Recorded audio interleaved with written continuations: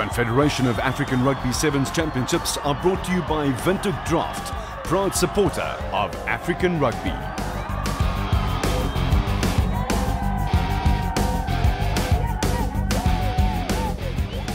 At the end of November 2014, the Zimbabwe Rugby Union and one of the country's leading schools, Prince Edward High School, Harare, joined forces to host the annual Confederation of African Rugby Sevens Championships. Over the last 4 years, the ZRU have hosted the very successful Zimbabwe International Sevens. And when asked at a very late stage to organize the event, the Zimbabwean Rugby Union jumped at the opportunity to further promote Sevens. It was a very last-minute arrangement through CAR, but it was a great honour to host it, and we are very pleased to be a showcase for African rugby. If you look at certain teams, I'd like to point out a team like Namibia, who's come so far in sevens. When we've seen it at this tournament today, it's been very important for development and also for our local game.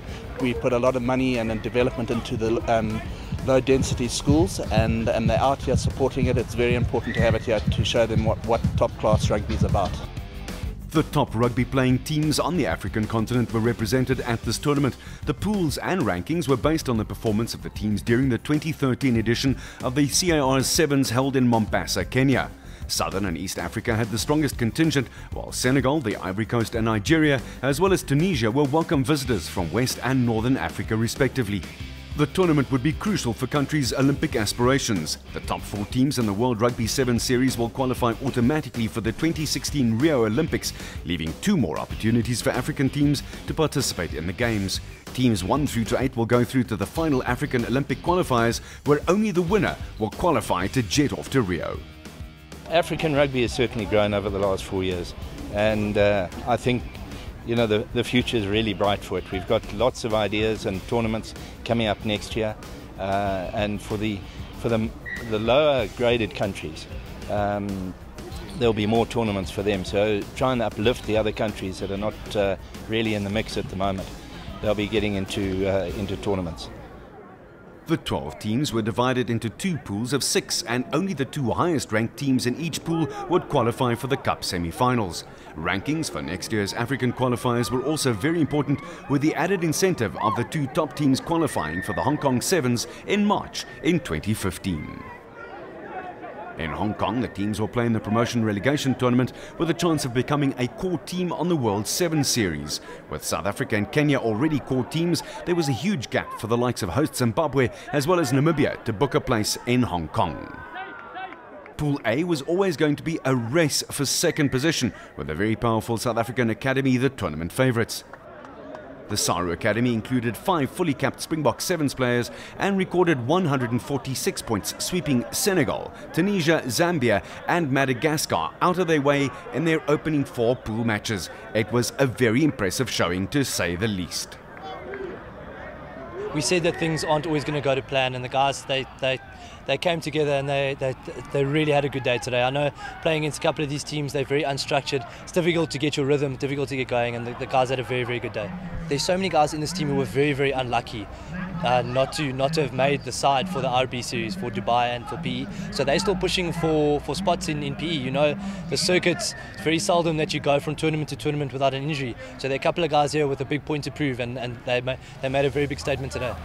The SARU Sevens Academy was simply unstoppable on day 1 of the Windhoek Draught CAR Sevens Championships, and as expected won all 5 their pool games without conceding a point.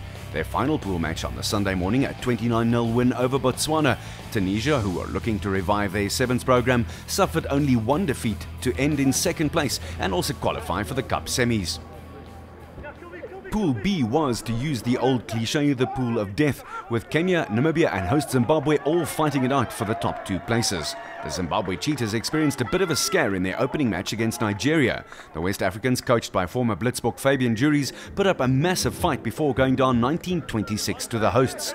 Shujaa, Kenya's development team, also had to work hard for a 14-7 win over Namibia, a match the Namibians, who have completely revamped their Sevens program, could and should have won.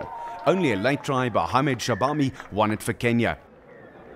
A decade ago, Namibia were regulars on the World Sevens circuit and had quite a bit of success, but then the Sevens program was neglected. Now Namibia are looking to revive this form of the game under new coach Vince Dreyer. They showed promise, winning the next 3 games. After surviving the early scare against Nigeria, the Zimbabwe Cheetahs lost to Kenya, but then beat Uganda and the Ivory Coast to stay in the race for a semi-final place. In the last match of the day, Uganda caused a major upset by beating Kenya 14-12, a result which could have had a major effect on Kenya's log position. It's unacceptable, bearing in mind we had 2 hard games against Namibia and Zimbabwe. We all expected that it was going to be an easy run against Uganda, but congratulations to Uganda. They came in, they really wanted this game more than we did, and that's the way it went, so we lost. Uganda's win over Kenya meant that Namibia still had a shot at making it through to the Cup semis, provided they beat the Zimbabwe Cheetahs in the final pool match played early on the Sunday, the second morning of the Windhoek Draught CAR Sevens Championships. With scores tied at 7-all, the hosts scored a magnificent breakaway try. Tafatsa Chitokwindo, the big hero for Zimbabwe, breaking Namibian hearts everywhere. Kenya's Shujaa team won their last pool match against the Ivory Coast comfortably to seal their place at the top of the log and book a Cup semi-final spot against Tunisia. Avoiding South Africa in the Cup semi was the main aim, and they managed to do that. The Zimbabwe Cheetahs ended in second in Pool B. They would play the CAR Sevens Academy team in the Cup semis, but had at least secured a place in the 2015 Hong Kong Sevens. The CAR Sevens was hosted by Prince Edward School, and it provided the ideal opportunity for Springbok and Box Sevens player Tondraai Chavanga to catch up with former teammates Marius Skuman and Paul Delport, now in charge of the academy. Chavanga played 2 tournaments for the Blitzbokke before going on to represent South Africa in 4 tests.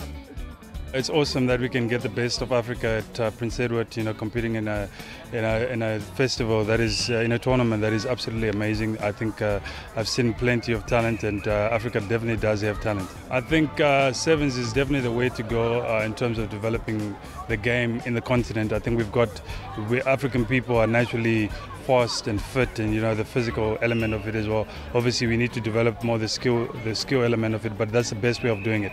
I always say that there is plenty of Beast Mtawariras and Brian Mujatis and Tondraai Chavangas here left in Zim. So it's just a matter of really just getting investors to invest in the development of the game in Zimbabwe. I think there's a long way to go. The first Cup semi-final then featuring the CAR Sevens Academy against the hosts, the Zimbabwe Cheetahs. A tough proposition for the Zimbabwean boys. The CAR Academy sent a very powerful outfit to Harare, and their side included 5 fully capped Blitzbokke in Chris Dry, Sean Ardendorf, Roscoe Speckman, WJ Strydom, and of course Stevie Hunt. Quick tap here by Strydom. Lovely stepping, but some very good tackling, and then eventually he wiggles himself out of that. Speckman then with a little cross kick right into the bread basket of Devin Williams, and decides to also run round to make the conversion slightly easier. So the Saru team taking the scruff of the neck of the Zimbabwe jersey and shaking it from the word go.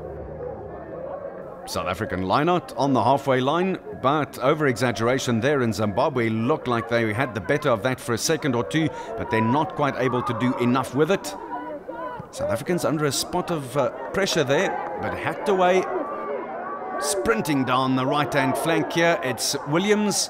Passes that inside, there's lots of space there, and Stevie Hunt will go over in a canter for the second try.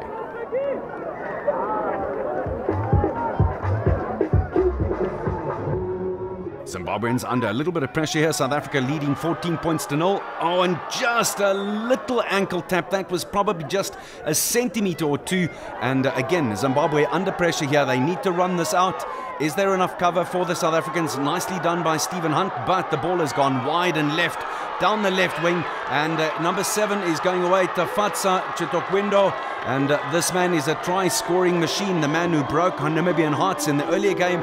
And does that mean that Zim are back into this? He's quick and effective, and he's getting a lot of support as well, bare-chested as it is. Now the South Africans, what can they do? Can they come roaring back? Long ball out on the left-hand side. That's big Sean Ardendorf. The big handoff. He's quick as well. Not just is he a big man, but he's strong and fast. Look at this. That is magnificent. Bullocked his way over and says, come on, boys. That's the way to do it. Certainly one of the tries of the tournament. Now Zimbabwe, 19 points to 7 down. Can they make a difference here? That was knocked on, but the referee says offside play. So the Zimbabweans will have another go. Quick tap. Very quick indeed. And Zimbabwe out to the right-hand side. And a lovely try scored by Fortune Chipendo, the veteran in the Zimbabwe team. But too little, too late. It's SARU's Sevens Academy team that wins 19 points to 12. Another very popular visitor to Harare was former Springbok prop Tox van der Linde, who travelled to the Zimbabwean capital as representative of Namibia Breweries, who through Windhoek Draught sponsored the event. The big fellow, by his own admission, never a Sevens player, was impressed with the hospitality that he experienced.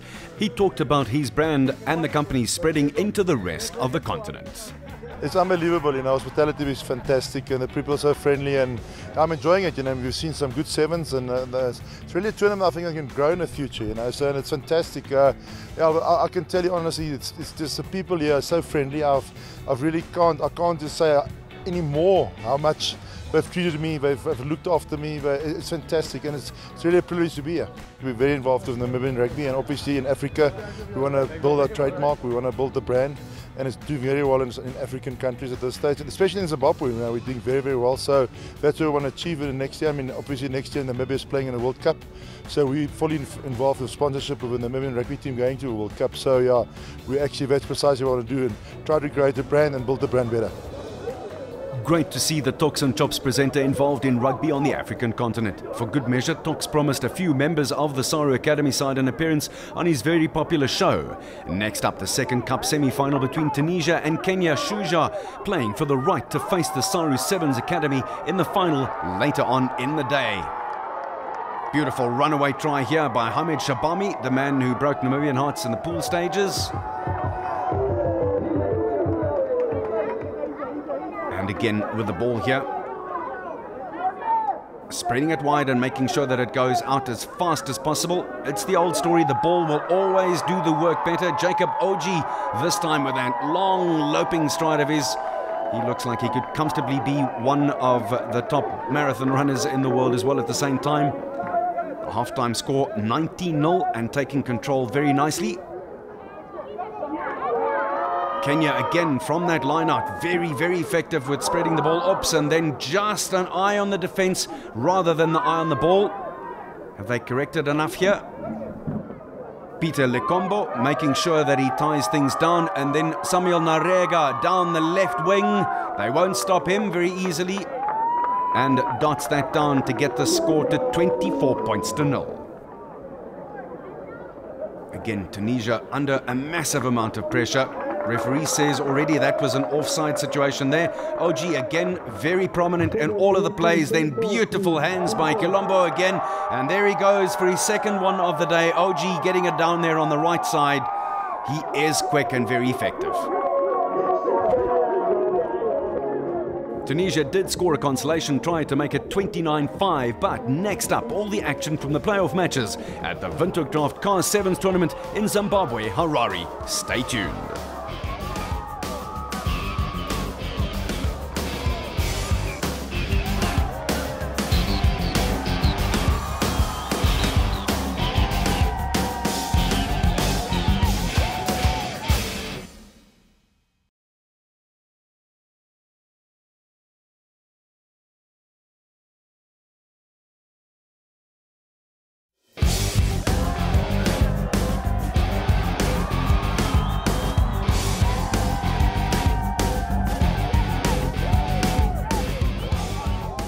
This is the Windhoek Draught CAR Sevens from the Prince Edward School in Harare, and we've reached the business end of the tournament. After the Ivory Coast had beaten Nigeria 24-21 to avoid the wooden spoon, it was time for the bowl final between Zambia and Botswana. Both teams had found the going tough, but did get better. Victories over the Ivory Coast and Nigeria respectively earned them a place in the bowl final. Their pool match was a tense affair, with Zambia winning 19-12. This was no different, as Zambia narrowly edged out Botswana to win the bowl 21 points to 19. Next up, the 5th and 6th playoff between Namibia and Uganda, a rematch of the earlier pool match won 26-21 by Namibia. By the time they faced each other again, Namibia were a much better organised outfit and showed that in future they could also be one of the Sevens powerhouses on the African continent. Namibia took the lead after a magnificent solo effort by David Philanda, one of 4 members of the Namibian senior side that early in November had toured Europe. This try by the man they call Pudding, certainly one of the candidates for try of the tournament as well. Namibia extended their lead just before half-time when another member of the senior 15 squad, Johan Tromp, scored in the corner. Impressive passing, running into open spaces, and Tromp finds the biggest space of all. Little hesitation to see whether he could go inside, but that gap was closed. It was Namibia, though, who finished the stronger side. Tromp, again the try scorer, 19-5 to Namibia, one of the surprise packages of the tournament. We want to be first, be second in South Africa, behind in Africa, behind South Africa. So we want to give Kenya a go, and then the main aim will be to be competitive at the Olympics, not just go and participate. So yeah, we've gotten that off the ground. This is a good foundation that we've laid, and we need to build from this. An ambitious Namibian side, and rightly so. They displayed all the trademarks of a side that can play with the best in Africa, and with more investment and exposure can certainly compete for a place at the 2016 Rio Olympics, when the African Olympic qualifiers are held in a year's time. Another side with high hopes and dreams was of course the hosts, the Zimbabwe Cheetahs, up against Tunisia in the 3rd and 4th playoff, but at least already secured a place at the Hong Kong Sevens next year.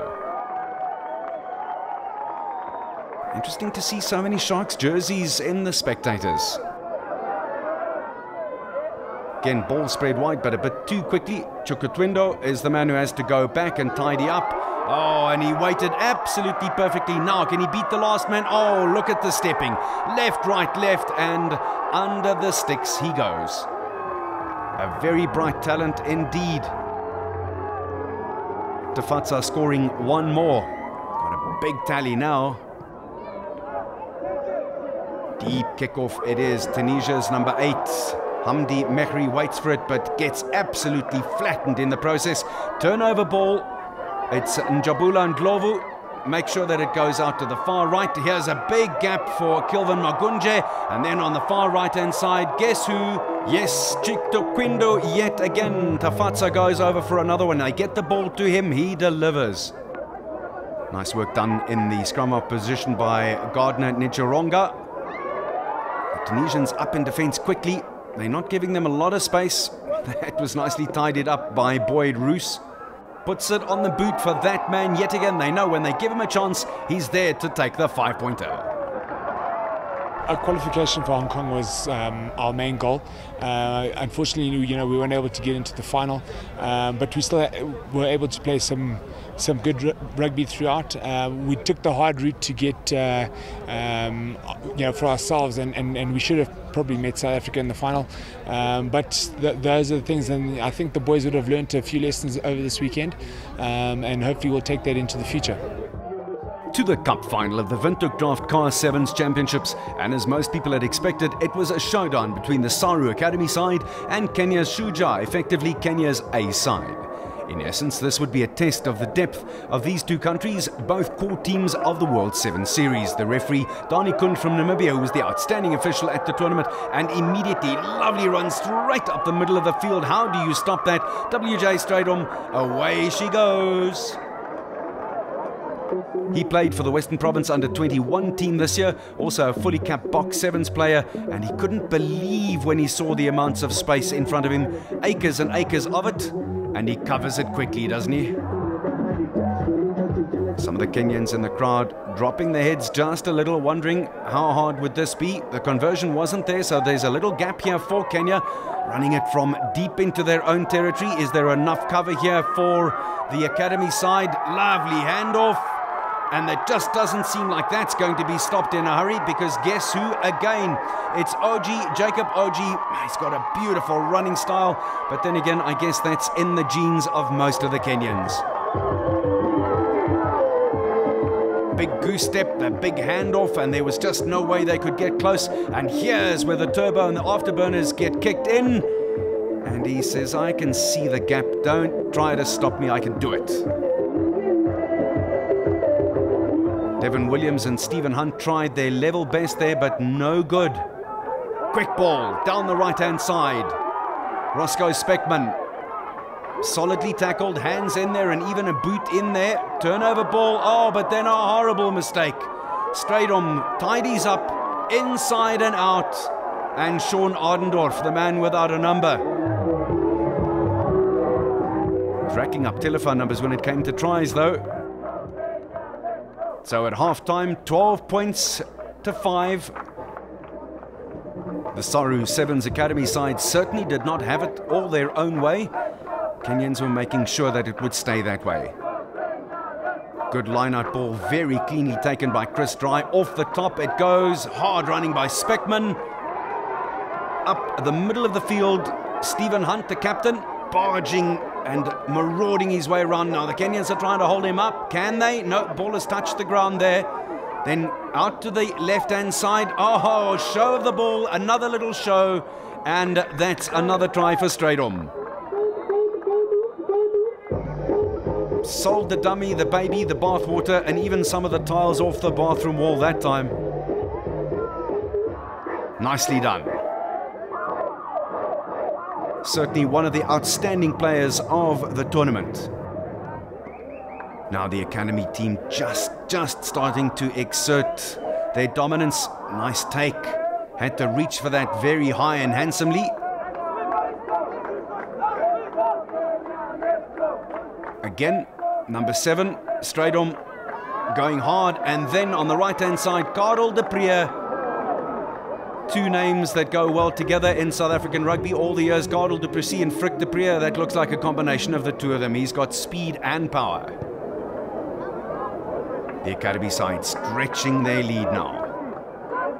Nicely taken, but look at the amount of defense there was there by the South African outfit. Kenyans now forced to run it from deep within their own 22, and this could be suicidal. The defense has been very well organized from the men in gold. Is there a chance here? Oh, if that had gone, perhaps just holding on to that unnecessarily was Omondi. He's still trying hard. They brave the Kenyans. That ball was turned over. Yeah, he was holding it. That ball was certainly supposed to go. Again, very quick ball out to the left-hand side. There's no way you're going to stop that. Captain Stephen Hunt grabs that one handsomely. Sandile Ngobo, the man who got the turnover there, worked really hard for it, and you can't possibly afford to have that kind of space. And then two runners of the caliber of Stephen Hunt and WJ Strydom on the left-hand side. They could have scored that twice out there. Last dying moments of the game, 31 points to 5 now. Offsides there, the referee says the Kenyans were. Dewald Himan wanting to very quickly start that, and then the referee from Namibia says no, now there's back chatting as well. Gentlemen, please behave. And they get another 10 yards on that. Himan scouting the options. Lungelo Goza, and then back to Strydom. Karel de Prier takes it back into contact. The captain decides to clean it up. Way out to the left wing. Again, there's more than enough space there. Lungelo Goza is the man who takes advantage of it and sticks it down to make the conversion even easier. Nicely controlled and almost got his foot on the whitewash, but didn't. A comprehensive win by the Saru Academy side, confirming the depth in sevens rugby in South Africa. The side would go on and win the very competitive International Invitational Tournament at the Emirates Sevens in Dubai just the following week. The primary focus still for the academy is to be a feeder system for the Springbok Sevens team. So the young players in our team, they need as many games as they can. And obviously the players, the fringe players like a Chris Dry and a Stephen Hunt that just didn't make the team. We need to keep them up and sharp, and they obviously back up for the Dubai and the Port Elizabeth tournament next weekend. The prize giving put the cap on an excellent 2 days of sevens rugby, extremely well hosted by the Zimbabwean Rugby Union, and a great advertisement for sevens rugby on the African continent. Senegal received the Windhoek Draught Fair Play Award. Zimbabwe, the third place trophy, and also the Windhoek Draught try of the tournament, scored by Tafatsa Chitok Windo in the pool match against Namibia. The Windhoek Draught player of the tournament, judged by Tox van der Linde, was shared by WJ Strydom and Sean Ardendorf. For SARU Academy's players, this was a great chance to show Blitzbok coach Neil Powell that they were certainly worthy of a place in the Box 7 squad. Yes, for sure. I think the guys really did well today, especially the youngsters coming through the academy. And it's important for us to do well these type tournaments. And yeah, very proud. Zimbabwe was a very tough game, but the guys stuck it out. And then going through to the final, just the composure that the young guys actually showed, and just shows the growth in our systems. The SARU Academy side receiving their winners' medals from Dave Gilbert, Vice President of CAR, and Zimbabwe's Minister of Tourism, Walter Mzembe. A great effort by the SARU Sevens Academy, living up to their reputation, made even better by a major contribution from all the other teams. From the Windhoek Draught CAR Sevens at Prince Edward School in Harare, I'm Arnold Geert saying thanks for watching.